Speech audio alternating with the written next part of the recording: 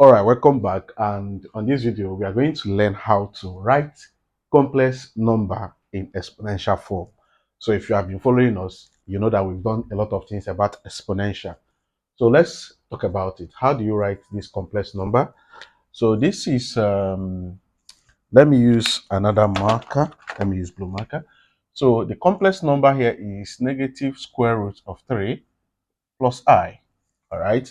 So there are things you need to know, okay? How to write complex number in um, exponential form. So we say z equals r cos theta plus I sine theta. Okay, don't worry. This is like polar form. We call this polar form. Polar form. Okay, and we also say z equals to. You can also write this like r equals um, theta I, and this is Euler's formula. All right, formula. So this is what we are going to pay attention to. Okay, so you can write your complex number in this form and in this form. All right, but this is the form we are taking. Z, we just Z to denote complex number. For instance, like this complex number, normally how we usually write it is A plus BI, right? So this is the real part, this is the imaginary part. All right, so normally, so A plus BI, we always denote it by Z, okay? So whenever you see Z, just know that we are talking about complex number. So how do we now write it in this form? That is what we are going to, that is what they asked us to do. So what we are going to do is, first we're going to find what is our R. And R is the modulus. Normally, we also say is the distance from the origin, okay, to the complex plane. So, and we normally use Pythagorean theory to solve it. So we say R. So since R is distance, so we say R, okay?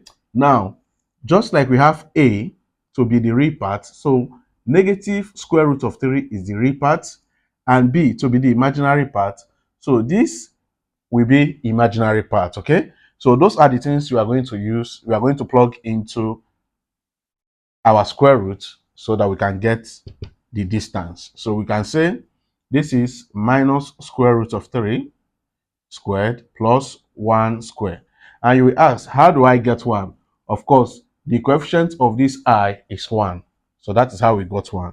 So R is going to be, so this square root is going, this square, we cancel this square root, and negative square, negative times negative is positive. So this will be 3. Now 1 square will be plus 1. So R will now be, this is 4, square root of 4 is 2. So R is 2. So we can substitute 2 for Z here. So we need to find our theta. So how do you find your theta? It's very simple. There are a lot of ways to find it, but what I will tell you is, if you can easily sketch this, okay, sketch your plane. So this is your imaginary part and this is your real part. All right. So this is your real part, and your R. This is your R. We got it to be 2. Simple. So this real part, this imaginary part is 1, right? We say imaginary part is 1, which is B, and that is what we use here. So this is 1. So B here, we say is 1. And A is what?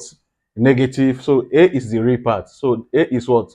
Negative square root of 3. However, it will be absolute. Of course, you know that distance cannot be negative. So we always use absolute value to denote it. Even if you decide to choose it this way, you will still get the same thing.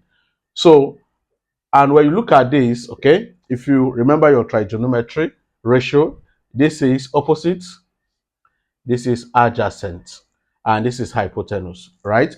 So you can use any of the trigonometry ratio to get your angle.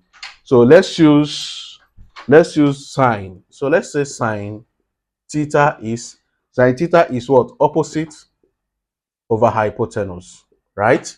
So you now say theta will now be sine inverse, okay? Opposite. What is our opposite here? Opposite is 1 over hypotenuse. Hypotenuse is 2, okay? And this is going to give you 30 degrees, okay? But you can still turn this to radian. So you just say 30 multiplied by pi over 180. So that is how to convert degree to radian. So this is going to give you pi over 6. And now we can now easily substitute this into our complex number. So we will now say, writing this your answer will now be z equals to, we have our r to be 2, is going to be 2. Then we now have our e, theta is what? Pi over 6 multiplied by I. So that is how to write this in exponential form, just the same way we did this. Okay, so in our next video I will also do a similar question, but we might do something like tan or cosine to also find the angle, so that you can understand how complex plane works.